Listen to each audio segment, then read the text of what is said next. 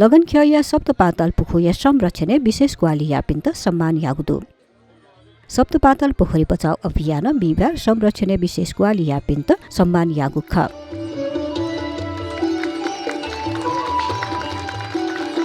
ज्याजुले येला महानगरपालिका प्रमुख चिरीबाबु महर्जन, गोदावरी नगरपालिका प्रमुख गजेन्द्र महर्जन, प्रधान सेनापति प्रभुराम शर्मा, पूर्व प्रधान सेनापति पूर्णचन्द्र थापा, जलस्रोतविद पदम सुन्दर जोशी, वरिष्ठ अधिवक्ता पूर्णमान साक्य, अधिवक्ता उत्तम राज पाठक, लगनखेल वातावरण सुधार संस्था अध्यक्ष पुनर्स्थापित सचिव प्रभु कुमार श्रेष्ठ लगायत सप्तपाताल पुखुया बारे थथगुख तयारीगुख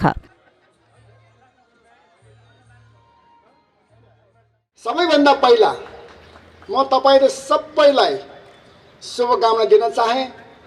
तपाईहरुलाई मैले कंग्रेचुलेसन भन्न चाहे कि तपाईहरुको माझमा यो एउटा ठूलो प्रोजेक्ट, ठूलो एउटा सम्पदा फिर्ता भएको छ र यो फिर्ता गराउनको निमित्त भरबगदुर प्रयास गर्नुहुने पूर्ण स्थापित लगायत सबैलाई म हार्दिक धन्यवाद ज्ञापन गर्न चाहे। यहाँ सबैलाई धेरै धेरै धन्यवाद छ। अब अर्को धन्यवाद म हाम्रो निवर्तमान प्रधान सेनापति पूर्णचन्द्र थापाज्यूलाई दिन चाहे। पूर्ण दाइको, पूर्ण बुवाको भन्नुहुन्छ, उहाँको जुन नेतृत्वमा जुन यो लडाइँले सफलता प्राप्त भएको छ, यसमा सहयोग गर्ने सम्पूर्ण वकिल साहबहरू लगायत सम्पूर्ण महानुभावलाई म विशेष धन्यवाद दिन चाहन्छु।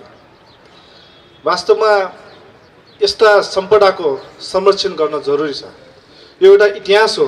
इतिहासलाई जोगाउनको लागि जुन हाम्रो प्रयास रहिरहेको छ, यसको जुन इतिहास छ यो सप्तपाल पोखरीको, र यो इतिहाससँग जोडिएको अहिलेको गोदावरी नगरपालिका जुन टिका भैरवसँग जुन जोडिएको छ, यसलाई भोलि जीवन्त तुल्याउनको लागि हाम्रो दुई स्थानीय तहबीच हामी एक अर्कामा परिपूरक भएर हामी काम गर्नेछौँ र यसलाई चाहिँ यहाँ चाहिँ यो टिका भैरव राजकुलको पानीलाई हामीले यहाँसम्म ल्याएर यसलाई पुरानै सप्तपाल पोखरी बनाउनको लागि हाम्रो प्रयास जारी रहेको छ। सप्तपाताल पोखरीको परिकल्पना र कार्ययोजना बनाएर जुन अहिलेसम्मको क्याम्पेनको फर्स्ट पार्ट सक्नुभयो, त्यसको लागि योसित सम्बद्ध आबद्ध र यहाँ दुःख गर्नुभएका सम्पूर्ण आदरणीय सरहरू म्याडमहरूलाई चाहिँ नि म धेरै धेरै नमन गर्न चाहन्छु।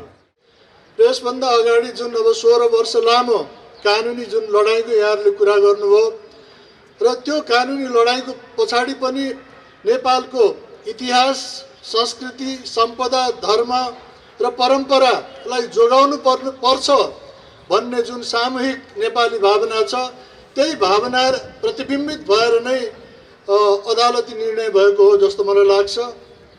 र नेपाली सेनाको पाटोमा फर्किनु पर्दाखेरि जब ललितपुर महानगरपालिकाका प्रमुख चिरीबाबु ज्यूले मसँग पहिलो भेटघाट गर्नुभयो र भेटघाटको क्रममा मलाई पनि यो स्थानको विषयमा, यसको सांस्कृतिक सम्पदाको जुन महत्त्व छ त्यो महत्त्वको विषयमा साँच्चै भन्नुपर्दा मलाई त्यति गहिरो ढङ्गबाट थाहा थिएन र मैले केवल सद्भाव स्वरूप मैले उहाँलाई एउटा सकारात्मक जवाफ मात्रै दिएँ कि म यस सम्बन्धमा के कस्तो अवस्थामा छ सम्बन्धितसँग म यसबारे छलफल गरेर म फेरि हामी अर्को भेटघाट गरौँला र यसलाई चाहिँ कसरी अगाडि बढाउँछौँ भन्ने विषयमा चाहिँ एउटा निष्कर्षमा हामी पुगौँला भन्ने विषयमा हामीले एउटा सामान्य छलफल गऱ्यौँ, सद्भावको आदान प्रदान गऱ्यौँ। संस्थागत समर्थन समेत जुटाएर उहाँले जुन यो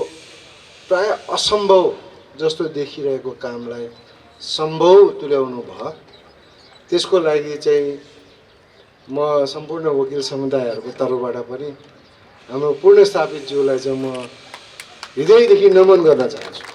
यो मुद्दा उठान गरेर सामाजिक अभियन्ताको हिसाबले अगाडि आइदिनु हुने यो लगनखेल सुधार वातावरण सुधार समिति र त्यसका अध्यक्ष पुनर्स्थापित ज्यूप्रति म व्यक्तिगत किसिमले आभारी छु। उहाँलाई यो काममा अग्रसरता लिइदिनु भएकोमा समाज र हाम्रो यो एउटा नागरिकको तर्फबाट म उहाँलाई धेरै धेरै अभिनन्दन गर्न चाहन्छु पुनर्स्थापित ज्यूलाई। स्तुपा हिरमान्तक भैरव 10 करोड भैरव मिमनाथ पहिले एक ठाउँको हो। मिमनाथ र जटाधारी लोकेश्वर रथ यात्रा लिच्छवी कालका राजा विष्णुदेव राजाको पालादेखि महेन्द्रनाथ र मिमनाथको जात्रा चलि आएको पाइएको छ। पछि विष्णुदेव राजाको भाइ बालाचन्द्र राजाले मिमनाथलाई चुगबाल मन्दिरमा स्थापना गरी मिमनाथलाई स्थापना गरेको पाइएको छ। यी महेन्द्रनाथ र मिमनाथ जात्रा नेपालको लामो जात्रा रूपमा मानिएको छ र सो जात्रा सकिएपछि साइटहरी पाण्डुहरूले बटुक भैरवको जसलाई हिमान्तक भैरव 10 करोड भैरव पनि भनिन्छ, सो भैरवको अगाडि मांसावरी यज्ञ गरी जात्रा सकिएको खबर स्वर्गको देवतालाई खबर पठाउन एक जोरा भङ्गेरालाई मन्त्र सुनाई आकाशमा छोडिन्छ र एक जोरा माछालाई मन्त्र सुनाई पाताल लोकमा खबर सुनाउन यही शब्द पाताल पोखरीमा छोडिन्छ। सप्तपाताल पोखरीलाई जोगाउन र पोखरी पुनर्निर्माणमा सहयोग गर्नुहुने संस्था साथै महानुभावहरूलाई धन्यवाद गर्दै आगामी दिनहरूमा पनि सहयोग र साथको आशा गरेर यो सानो स्वागत भाषण यही टुङ्ग्याउँछु। धन्यवाद। यो पर्यावरणीय सेवा दिनको लागि बनाइएका पोखरीहरू खेलहरू हुन् हाम्रो, होइन? तर यसलाई खास गरिकन यो लगन खेलको कुरा गर्ने हो भने लगन खेलको 206 रोपनीको जग्गा थियो। यो यति 206 रोपनीमा अहिले छुट्दा यताउता सबै गर्दा अब हामी त्यो 14 रोपनी जग्गा बचाउनको लागि हामीले 16 वर्ष लडाइँ लड्नु पर्यो। अन्त यसको संरक्षण भनेर भनेको वास्तवमा पर्यावरणीय हिसाबले साह्रै नै महत्त्वपूर्ण छ। यहाँभित्रको अघि पूर्ववक्ताहरूले भनिसक्नु भएको छ हितीको कुरो, पोखरीका कुराहरू, त्यतातिर म धेरै जान चाहन्न। तर त्यसलाई सिञ्चन गर्ने एउटा पोखरीको रूपमा चाहिँ यो सप्तपाताल नामैले पनि सप्तपाताल पोखरी भनेर भनेको छ, होइन? यसका कामहरू, यसको तपाईँहरूले देख्नुभयो, यसो खोज्नुभयो भने पाउनुहुन्छ। यसको एउटा प्रोफाइल ड्र गर्ने हो भने यहाँबाट तल हामी बागमतीसम्म हेर्ने हो भने यहाँबाट पानी कसरी हितीहरूमा पुग्छ, कसरी इनारमा पुग्छ भन्ने कुराहरू लिटरेचरहरूमा तपाईँहरूले देख्न सक्नुहुन्छ। त्यसैले यो साह्रै नै महत्त्वपूर्ण।